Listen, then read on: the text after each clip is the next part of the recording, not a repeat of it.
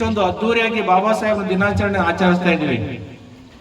ಡೋಲು ಸಮೇತ ಡ್ಯಾನ್ಸು ಎಲ್ಲವೂ ಮಾಡ್ತೀವಿ. ಯಾರು ಕೂಡ ಬಾಬಾ ಸಾಹೇಬ್ರನ್ನ ಅರ್ಥ ಮಾಡ್ಕೊಂಡವರು ಆ ರೀತಿ ಡ್ಯಾನ್ಸ್ ಅನ್ನ ಮಾಡಿ ಅದ್ದೂರಿಯಾಗಿ ಮಾಡಿದವರು ಸುಮ್ಮನೆ ಮಾಡೋದಿಲ್ಲ. 50% ಜನ ಇಲ್ಲಿ ಇಲ್ಲ, ಇಲ್ಲಿ ಬರೀ ನಮ್ಮನ್ನ ಇದರಲ್ಲಿ ಕರ್ಕೊಂಡ್ ಬಂದ್ರು ಮೆರವಣಿಗೆಯಲ್ಲಿ. ಬಟ್ ನಾವು ರಾಜಬೀದಿಯಲ್ಲಿ DJ ಹಾಕೊಂಡು ಡ್ಯಾನ್ಸ್ ಮಾಡಿದವರು 50% ಜನ ಆಲ್ಕೋಹಾಲ್ ಸೇವನೆ ಮಾಡಿ ಡ್ಯಾನ್ಸ್ ಮಾಡಿ ಬಾಬಾ ಸಾಹೇಬ್ ಜಯಂತಿಯನ್ನ ಆಚರಣೆ ಮಾಡ್ತಾ ಇದೀವಿ. ಮದ್ಯಪಾನ ಮಾಡಿ ಆಚರಣೆ ಮಾಡ್ತಾ ಇದೀವಿ, ಹುಚ್ಚೆದ್ದು ಕುಣಿತಾ ಇದೀವಿ. ಬಟ್ ಬಾಬಾ ಸಾಹೇಬ್ರನ್ನ, ಬುದ್ಧನನ್ನ, ಅಂಬೇಡ್ಕರ್ ಅವ್ರನ್ನ ಅರ್ಥ ಮಾಡ್ಕೊತಾ ಇಲ್ಲ ನಾವು. ಬಾಬಾ ಸಾಹೇಬ್ ಜಯಂತಿಯನ್ನ DJ ಹಾಕಿ ಡ್ಯಾನ್ಸ್ ಮಾಡಿದ್ರೆ ನಾವು ಅರ್ಥ ಮಾಡ್ಕೊಂಡಾಗ ಆಗೋದಿಲ್ಲ.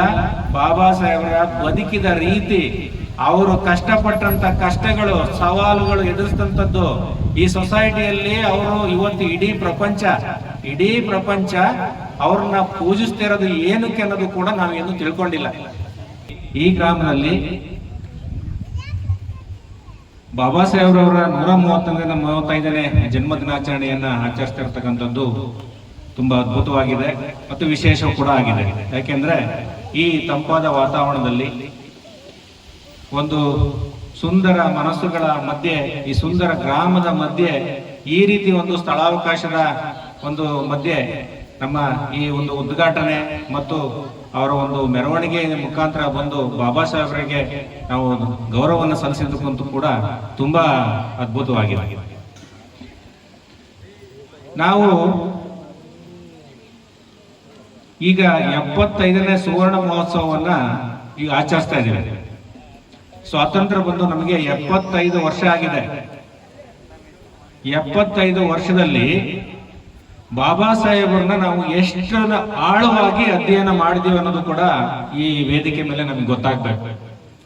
ಎಷ್ಟು ಆಳವಾಗಿ ಬಾಬಾ ಸಾಹೇಬ್ರನ್ನ, ಬುದ್ಧನನ್ನ, ಬುದ್ಧ ಧಮ್ಮವನ್ನ ಹಾಗೂ ಬಸವಣ್ಣನನ್ನ ನಾವು ಎಷ್ಟು ಆಳವಾಗಿ ತಿಳ್ಕೊಂಡಿದ್ವಿ ಅನ್ನೋದೇ ಈಗ ಒಂದು ವಿಚಾರ ಸಂಕಿರಣ. ಈಗ ನಾವು ಇದುವರೆಗೂ ಸುಮಾರು 75 ವರ್ಷಗಳಿಗಿಂತ ಜಾಸ್ತಿ ತುಂಬಾ ಅದ್ದೂರಿಯಾಗಿ ಬಾಬಾ ಸಾಹೇಬ್ ಜಯಂತಿಯನ್ನ, ಬುದ್ಧ ಜಯಂತಿಯನ್ನ, ಬಸವಣ್ಣ ಜಯಂತಿಯನ್ನ ನಾವು ಆಚರಣೆ ಮಾಡ್ಕೊಂಡು ಬಂದಿದೆ. ದೊಡ್ಡ ಫ್ಲೆಕ್ಸ್ಗಳನ್ನ ಹಾಕಿದೀವಿ, ದೊಡ್ಡ ಮೆರವಣಿಗೆಗಳನ್ನ ಮಾಡಿದೀವಿ, ಪ್ರೊಸೆಷನ್ ಮಾಡಿದೀವಿ, ಮತ್ತೆ DJ ಎಲ್ಲ ಹಾಕಿ ನಾವು ಡ್ಯಾನ್ಸ್ ಮಾಡಿದೀವಿ.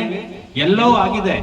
ಈಗ ನಾವು ಮಾಡ್ತಾ ಇರ್ತಕ್ಕಂಥದ್ದು ಏನು ಅಂದ್ರೆ, ಬಾಬಾ ಸಾಹೇಬ್ ಜಯಂತಿ ಒಂದು ದಿವಸಕ್ಕೆ ಮಾತ್ರ ಸೀಮಿತ ಆಗಬಾರ್ದು ಅನ್ನೋದೇ ನಮ್ಮ ಉದ್ದೇಶ. ಶಾಶ್ವತವಾಗಿ ಬಾಬಾ ಸಾಹೇಬರು, ಬುದ್ಧವರು ಮತ್ತು ಬಸವಣ್ಣನವರು ನಮ್ಮ ಮನಸ್ಸಿನಲ್ಲಿ ಉಳಿಬೇಕು ಅಂದ್ರೆ ಇದ್ರ ಬಗ್ಗೆ ತುಂಬಾ ಆಳವಾದ ವಿಚಾರ ಸಂಕಿರಣ ಆಗ್ಲೇಬೇಕು. ನಾವು ಎಷ್ಟು ತಿಳ್ಕೊಂಡಿದೀವಿ ಬಾಬಾ ಸಾಹೇಬ್ರನ್ನ, ಬುದ್ಧರನ್ನ ಅಂತ ನನಗೆ ಗೊತ್ತಾಗ್ಬೇಕು ಅಷ್ಟೇನೆ. ಒಂದು ಸಿಂಪಲ್ ಕ್ವಶನ್. ಈಗ ವಿದ್ಯಾರ್ಥಿಗಳಿದ್ರೆ ವಿದ್ಯಾರ್ಥಿಗಳು ಕೂಡ ಹೇಳ್ಬೋದು, ಇಲ್ಲ ಚಿಕ್ಕ ಮಕ್ಕಳಿದ್ರು ತಿಳ್ಕೊಂಡಿದ್ರೆ ಹೇಳ್ಬೋದು, ಇಲ್ಲ ವಯಸ್ಕರು ತಿಳ್ಕೊಂಡಿದ್ರು ಹೇಳ್ಬೋದು. ಈಗ ಬುದ್ಧ ಎಷ್ಟನೇ ಶತಮಾನದಲ್ಲಿ ಬುದ್ಧ ಇದ್ರು ಅಂತ ಪ್ರಶ್ನೆ. ಯಾರಾದ್ರೂ ಹೇಳ್ತೀರಾ ಎಷ್ಟನೇ ಶತಮಾನದಲ್ಲಿ ಅಂತ? ಬುದ್ಧರು ನಮ್ಮ ದೇಶದಲ್ಲಿ ಯಾವ ಶತಮಾನದಲ್ಲಿ ಇದ್ರು? ಇಲ್ಲ, ಯಾರು ಹೇಳಿಲ್ಲ. ಹೋಗ್ಲಿ, ಬುದ್ಧನ ತಂದೆ ತಾಯಿ ಯಾರು ಇದ್ರೆ ಗೊತ್ತಿದ್ರೆ ಹೇಳಿ. ಬುದ್ಧನ ತಂದೆ ತಾಯಿ ಯಾರಿಗಾರು ಗೊತ್ತಿದ್ಯಾ? ಗೊತ್ತಿಲ್ಲ. ಹೋಗ್ಲಿ, ಬುದ್ಧನ ಪಂಚಶೀಲ ತತ್ವಗಳು ಏನಾದ್ರು ಗೊತ್ತಿದ್ಯಾ?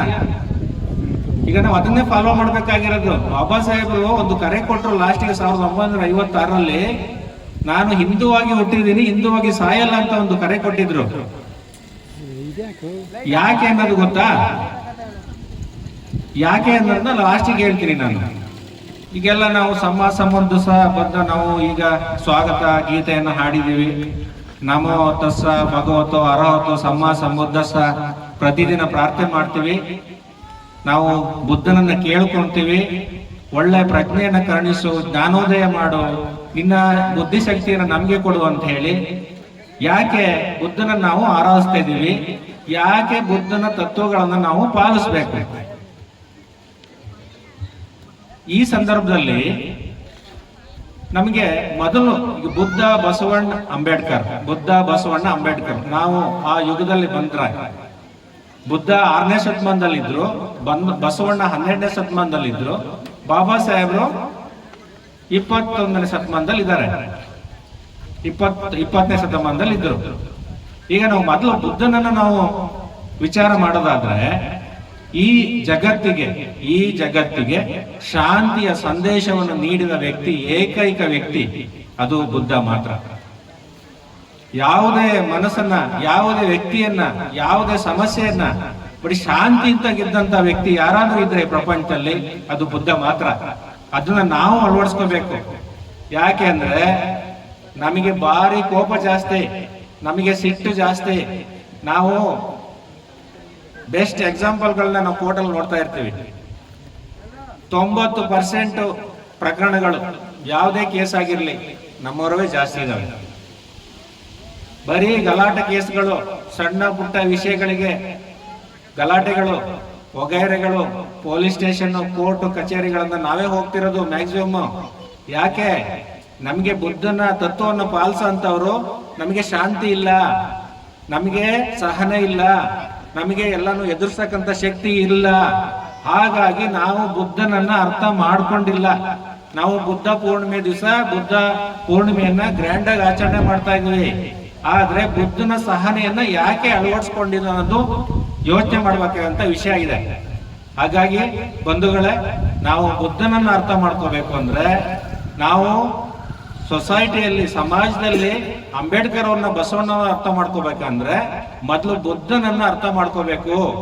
ನಾವು ಈ ಶಾಂತಿಯ ಸಂದೇಶವನ್ನ ಸಾರಬೇಕು. ಬುದ್ಧನ ರೀತಿ ಪಂಚಶೀಲ ತತ್ವಗಳನ್ನ ಅಳವಡಿಸ್ಕೋಬೇಕು. ಏನು ನಾವು ಇಷ್ಟೊಂದು ಅದ್ದೂರಿಯಾಗಿ ಬಾಬಾ ಸಾಹೇಬ್ ದಿನಾಚರಣೆ ಆಚರಿಸ್ತಾ ಇದೀವಿ, ಡೋಲು ಸಮೇತ ಡ್ಯಾನ್ಸು ಎಲ್ಲವೂ ಮಾಡ್ತೀವಿ. ಯಾರು ಕೂಡ ಬಾಬಾ ಸಾಹೇಬ್ರನ್ನ ಅರ್ಥ ಮಾಡ್ಕೊಂಡವರು ಆ ರೀತಿ ಡ್ಯಾನ್ಸ್ ಅನ್ನ ಮಾಡಿ ಅದ್ದೂರಿಯಾಗಿ ಮಾಡಿದವರು ಸುಮ್ಮನೆ ಮಾಡೋದಿಲ್ಲ. 50% ಜನ ಇಲ್ಲಿ ಬರೀ ನಮ್ಮನ್ನ ಇದರಲ್ಲಿ ಕರ್ಕೊಂಡ್ ಬಂದ್ರು ಮೆರವಣಿಗೆಯಲ್ಲಿ. ಬಟ್ ನಾವು ರಾಜಬೀದಿಯಲ್ಲಿ DJ ಹಾಕೊಂಡು ಡ್ಯಾನ್ಸ್ ಮಾಡಿದವರು 50% ಜನ ಆಲ್ಕೋಹಾಲ್ ಸೇವನೆ ಮಾಡಿ ಡ್ಯಾನ್ಸ್ ಮಾಡಿ ಬಾಬಾ ಸಾಹೇಬ್ರ ಜಯಂತಿಯನ್ನ ಆಚರಣೆ ಮಾಡ್ತಾ ಇದೀವಿ.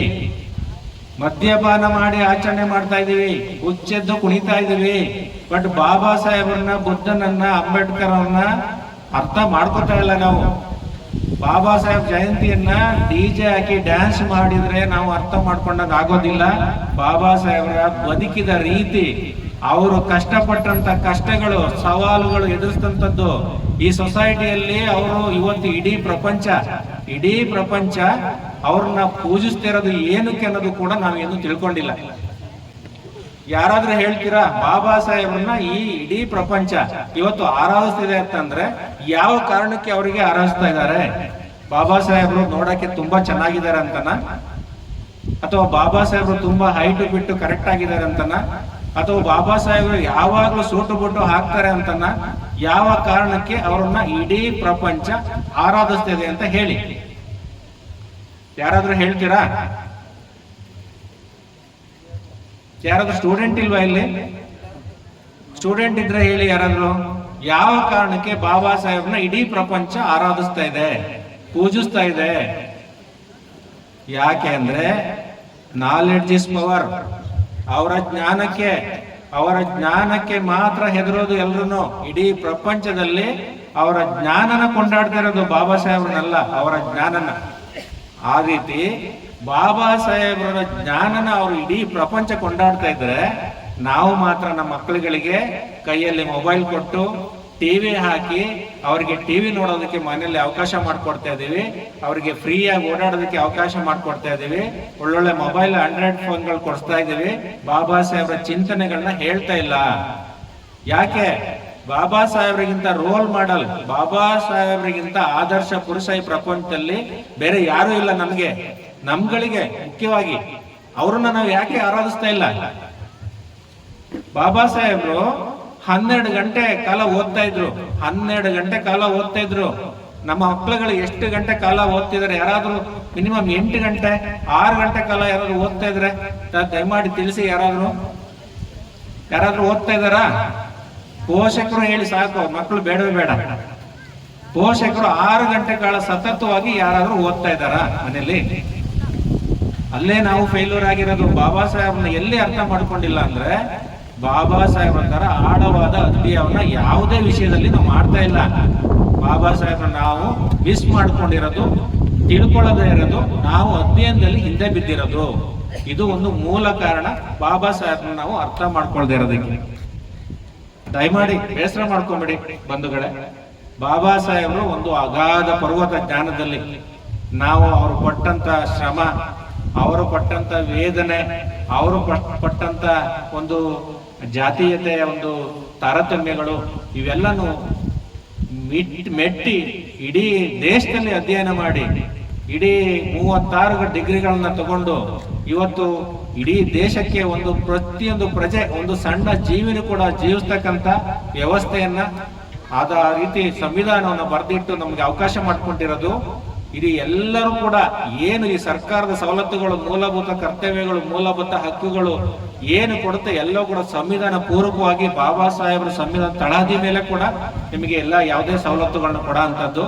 ಹಾಗಾಗಿ ಬಾಬಾ ಸಾಹೇಬ್ರನ್ನ ನೀವು ಅರ್ಥ ಮಾಡ್ಕೊಂಡ ದಿವಸ ಮಾತ್ರ ನಮ್ಮ ಜೀವನ ಸಾರ್ಥಕ ಆಗುತ್ತೆ. ಬಾಬಾ ಸಾಹೇಬರು ಇನ್ನೂ ಒಂದು ಮುಖ್ಯವಾದ ವಿಷಯ ಅಂದ್ರೆ, ಬಾಬಾ ಸಾಹೇಬರು ಏನೇ ಕಷ್ಟಗಳನ್ನು ಸಂಸಾರವನ್ನು ಬಿಟ್ಟು ಲಂಡನ್, ಕೊಲಂಬಿಯಾ ಎಲ್ಲ ಕಡೆ ಅಭ್ಯಾಸ ಮಾಡಿದ್ರು, ಎಲ್ಲಾ ಕಡೆ ಡಿಗ್ರಿ ತಗೊಬಂದ್ರು. ಅವರಿಗೆ ಅಲ್ಲಿ ಹೇಳೋರು ಕೇಳೋರು ಕೂಡ ಯಾರು ಇರ್ಲಿಲ್ಲ. ಅವರು 1956ರಲ್ಲಿ ಬೌದ್ಧ ಧರ್ಮವನ್ನು ಸ್ವೀಕಾರ ಮಾಡೋಕ್ಕಿಂತ ಮುಂಚೆನೆ ಬೌದ್ಧ ಧರ್ಮವನ್ನು ಆಳವಾಗಿ ಅಧ್ಯಯನ ಮಾಡಿದ್ರು. ಸ್ವೀಕಾರ ದೀಕ್ಷೆ ತಗೊಳ್ಳೋಕ್ಕಿಂತ ಮುಂಚೆನೆ ಧಮ್ಮವನ್ನ ಆಳವಾಗಿ ಅಧ್ಯಯನ ಮಾಡಿದ್ರು. ಹಾಗಾಗಿ ಪಂಚಶೀಲ ತತ್ವಗಳನ್ನ ಸಂಸಾರ ಬಿಟ್ಟು ಹೊರಗಡೆ ಇದ್ರು ಸಹ ಅವರು ಪಂಚಶೀಲ ತತ್ವಗಳನ್ನ ಕಟ್ಟುನಿಟ್ಟಾಗಿ ಫಾಲೋ ಮಾಡಿದ್ರು. ಏನು ಅವ್ರಿಗೆ ಏನು ಅಡೆತಡೆ ಇರ್ಲಿಲ್ಲ, ಯಾರು ಹೇಳೋರು ಕೇಳೋರು ಇರ್ಲಿಲ್ಲ. ಅವ್ರು ಏನ್ ಬೇಕಾದ್ರೂ ಮಾಡ್ಬೋದಾಗಿತ್ತು, ಯಾವುದೇ ರೀತಿ ಫಾರಿನ್ ಡ್ರಿಂಕ್ಸು ಅಥವಾ ಏನ್ ಬೇಕಾದ್ರೂ ಮಾಡ್ಬೋದಾಗಿತ್ತು. ಒಂದೇ ಒಂದು ತಪ್ಪು, ಈ ಜಾತೀಯತೆ ವ್ಯವಸ್ಥೆಯಲ್ಲಿ ಬಾಬಾ ಸಾಹೇಬ್ರನ್ನ ಒಂದು ಇಂಚಿಂಚು ಅಧ್ಯಯನ ಮಾಡಿದ್ದಾರೆ. ಇವ್ರದ್ದು ಏನಾದ್ರೂ ಒಂದು ತಪ್ಪು ಸಿಗ್ಬೇಕು ಅಂತ ಹೇಳಿ ಒಂದೇ ಒಂದು ತಪ್ಪು ಅವರ ಜೀವನದಲ್ಲಿ ಹೇಳೋ ಅಂತಂದು ಯಾವ್ದು ಸಿಕ್ಕಿಲ್ಲ. ಅಂತ ಏಕೈಕ ವ್ಯಕ್ತಿ ನಮ್ಮ ಮುಂದೆ ನಮಗೆ ಆದರ್ಶವಾಗಿದ್ದಾರೆ ಅಂದ್ರೆ ಅದು ಬಾಬಾ ಸಾಹೇಬರು ಮಾತ್ರ. ಹಾಗಾಗಿ ಅಂತ ವ್ಯಕ್ತಿ ನಮಗೆ ಆದರ್ಶವಾಗಿ, ನಮಗೆ ಈ ದೇಶಕ್ಕೆ ಸಂವಿಧಾನ ಕೊಟ್ಟಂತ ಏಕೈಕ ವ್ಯಕ್ತಿ ನಮಗೆ ಆಧಾರ ಸ್ತಂಭವಾಗಿದ್ದಾರೆ, ಆಧಾರ ಆಗಿದ್ದಾರೆ. ಅವ್ರು ಬರೆದಂತ ಪುಸ್ತಕಗಳು, ಅವ್ರು ಬರೆದಂತ ಸಂವಿಧಾನ, ಅವ್ರು ಬರೆದಂತ ಪೇಪರ್ಗಳು ಎಲ್ಲವೂ ಕೂಡ ಇತಿಹಾಸ. ಅವರು, ನಾನು ನಮ್ಮೂರಲ್ಲೂ ಮೊನ್ನೆ ಮಾತಾಡ್ತಿದ್ದಾಗ ಅದೇ ಹೇಳ್ತಿದ್ದೆ ಸರ್, ನಾವು ಬಾಬಾ ಸಾಹೇಬ್ ಜಯಂತಿಯನ್ನ ವಿಚಾರ ಸಂಕಿರಣವಾಗಿ ಯಾಕೆ ಮಾರ್ಪಡಿಸಬಾರ್ದು? ಈಗ ಎಲ್ಲವನ್ನೂ ಕೂಡ ನಾವು ಮಾತಾಡಿದ್ವಿ, ಬಾಬಾ ಸಾಹೇಬ್ ಬಗ್ಗೆ ಗಂಟೆಗಟ್ಲೆ ಎಲ್ಲ ಮಾತಾಡಿದ್ವಿ. ಆದ್ರೆ ವಿಚಾರ ಸಂಕಿರಣ ಆಗ್ಬೇಕು. ಮುಂದಿನ ಜನರೇಷನ್ಗೆ, ಈ ಬೆಳೀತಾ ಇರೋ ಜನರೇಷನ್ಗಳಿಗೆ ವಿಚಾರ ಸಂಕಿರಣಗಳನ್ನ ಆಯೋಜನೆ ಮಾಡಿ ಬಾಬಾ ಸಾಹೇಬ್ರ ವಿಚಾರಗಳನ್ನ ತಲೆಯಲ್ಲಿ ತುಂಬಬೇಕು. ಬಾಬಾ ಸಾಹೇಬ್ರನ್ನ ನಾವು ಆಳವಾಗಿ ಅಧ್ಯಯನ ಮಾಡಬೇಕು. ಹಾಗಿದ್ರೆ ಮಾತ್ರ ನಾವು ಬಾಬಾ ಸಾಹೇಬ್ರ ಜಯಂತಿನ ಆಚರಣೆ ಮಾಡಿದ್ರು ಸಾರ್ಥಕ ಆಗುತ್ತೆ. ಹಾಗಾಗಿ ಎಲ್ಲರೂ ಕೂಡ ಈ ಒಂದು ಸಂದರ್ಭದಲ್ಲಿ ಕೂತ್ಕೊಂಡು ಕೇಳಿದಿರಿ. ಈ ಸಮಯನೂ ಕೂಡ ಆಗಿದೆ. ಒಂದು ಸಮಯ ಇದ್ದಿದ್ರೆ ಒಂದು ಜಾಸ್ತಿ ಮಾತಾಡ್ಬೋದಾಗಿತ್ತು. ನನ್ನ ವೈಯಕ್ತಿಕವಾಗಿ ತಮ್ಮೆಲ್ಲರಲ್ಲಿ ಒಂದು ಮನವಿ ಏನಂತಂದ್ರೆ, ಮಕ್ಕಳನ್ನ ಮಿನಿಮಮ್ 6 ಗಂಟೆ ಅಧ್ಯಯನ ಮಾಡಿಸಿ. ಏನಂದ್ರೆ ನಾವೆಲ್ಲ ಈ ಕೋರ್ಟಲ್ಲಿ ಓದ್ತಾ ಇದೀವಿ, ಸಾಹೇಬ್ರು ಇಂಜಿನಿಯರ್ ಆಗಿದ್ದಾರೆ, DC ಆಫೀಸಲ್ಲಿ ಇದ್ದಾರೆ, ನಾವೆಲ್ಲ ಈಗ ಅದೇ ಮಾತಾಡ್ತಾ ಇದೀವಿ. ಈಗಲೂ ಕೂಡ ಎಷ್ಟು ಜಾತಿ ವ್ಯವಸ್ಥೆ ತುಂಬಿ ತುಳ್ಕಾಡ್ತಿದೆ ಕಚೇರಿಗಳಲ್ಲಿ. ಯಾಕೆ ನಮ್ಗೆ ಏನು ಸಮಸ್ಯೆ ಇದೆ ನಮ್ಮ ಜನರೇಷನ್ಗೆ, ಮಕ್ಕಳುಗಳಿಗೆ, ಕಾಲೇಜಿಗೆ ಯಾವುದೋ ಒಂದು ಸಾಮಾನ್ಯ ಡಿಗ್ರಿ, ಯಾವುದೋ ಒಂದು PhD ತಗೊಂಡು, ಯಾವುದೋ ಒಂದು ಸಾಮಾನ್ಯ ಡಿಗ್ರಿ ತಗೊಂಡು ನಾವು ತೃಪ್ತಿ ಆಗ್ತಾ ಇದ್ದೀವಿ. ಬಾಬಾ ಸಾಹೇಬ್ರು 36 ಡಿಗ್ರಿಗಳನ್ನ ತಗೊಂಡ್ರು ಕೂಡ ಅವ್ರಿಗೆ ಇನ್ನೂ ಆ ಅಭ್ಯಾಸದ ದಾಹ ಇತ್ತು. ನಮಗೆ ಒಂದೊಂದು ಡಿಗ್ರಿಯಲ್ಲಿ ನಾವು ತೃಪ್ತಿ ಪಡ್ಕೋತಾ ಇದ್ದೀವಿ. ಇದು ಒಂದು ದೊಡ್ಡ ದುರಂತದ ಸಂಗತಿ. ಯಾರು ಕೂಡ ಓದ್ತಾ ಇಲ್ಲ. ಮಿನಿಮಮ್ 6 ರಿಂದ 8 ಗಂಟೆ ತನಕ ಓದ್ಬೇಕು. ಒಳ್ಳೊಳ್ಳೆ ಡಿಗ್ರಿಗಳನ್ನ ತಗೋಬೇಕು, ಒಳ್ಳೊಳ್ಳೆ ಕೆಲಸಗಳನ್ನ ಹಿಡ್ಕೊಬೇಕು. ವಿಧಾನಸೌಧ, ಪಾರ್ಲಿಮೆಂಟ್, ರಾಜ್ಯಭವನ, ರಾಷ್ಟ್ರಪತಿ ಭವನಗಳು, ಹೈಕೋರ್ಟ್, ಸುಪ್ರೀಂ ಕೋರ್ಟ್, ಇಲ್ಲೆಲ್ಲವೂ ಕೂಡ ಒಳ್ಳೊಳ್ಳೆ ಸ್ಥಾನಗಳನ್ನ ಇಟ್ಕೊಳ್ಳೋ ರೀತಿ ನೀವು ವಿಚಾರ ಸಂಕಿರಣಗಳನ್ನ ಮಾಡಬೇಕು. ವಿಚಾರ ಸಂಕಿರಣದಲ್ಲಿ ಅವರಿಗೆ ಹೈಯರ್ ಎಜುಕೇಶನ್ ಬಗ್ಗೆ ಮತ್ತೆ UPSC ಬಗ್ಗೆ, KS ಎಕ್ಸಾಮ್ಸ್, ಕಾಂಪಿಟೇಟಿವ್ ಎಕ್ಸಾಮ್ ಬಗ್ಗೆ ಇವೆಲ್ಲನೂ ಕೂಡ ಮಾಡ್ತಕ್ಕಂಥದ್ದು ತುಂಬಾ ಅಗತ್ಯವಾಗಿದೆ. ಸರ್, ನನ್ನಲ್ಲಿ ಒಂದು ಪರ್ಸನಲ್ ರಿಕ್ವೆಸ್ಟ್ ಸರ್, ಈ ಆಯೋಜನೆ ಮಾಡತಕ್ಕಂಥ ಎಲ್ರಿಗೂ ನೆಕ್ಸ್ಟ್ ಒಂದು 25 ಜನ ಯಾರು ಹುಡುಗರು ಓಡೋರಿದ್ದಾರೆ ನಿಮ್ಮ ಸುತ್ತಮುತ್ತ ಹಳ್ಳಿಯಲ್ಲಿ, ಪ್ರತಿ ವರ್ಷ 25 ಜನನ ನೀವು ಸೆಲೆಕ್ಟ್ ಮಾಡಿ ಕಾಂಪಿಟೇಟಿವ್ ಎಕ್ಸಾಮ್ಗಳಿಗೆ ಸೆಲೆಕ್ಟ್ ಮಾಡಿ, ಅವರಿಗೆ ವಿಚಾರ ಸಂಕಿರಣ ಮಾಡಿ, ಅವರಿಗೆ ಅಕ್ಕ IAS ಅಕಾಡೆಮಿ ಅಂತ ಇದೆ, ಅಲ್ಲಿ ಪರಿಚಯ ಮಾಡಿಸಿ. ನಾವು ಇದರಲ್ಲಿ ಮಾಡೋದ್ರಲ್ಲಿ ಹಿಂದೆ ಬಿದ್ದಿದ್ದೀವಿ, ಜಯಂತಿ ಮಾಡ್ತಾ ಇದೀವಿ, ಹೋಗ್ತಾ ಇದೀವಿ.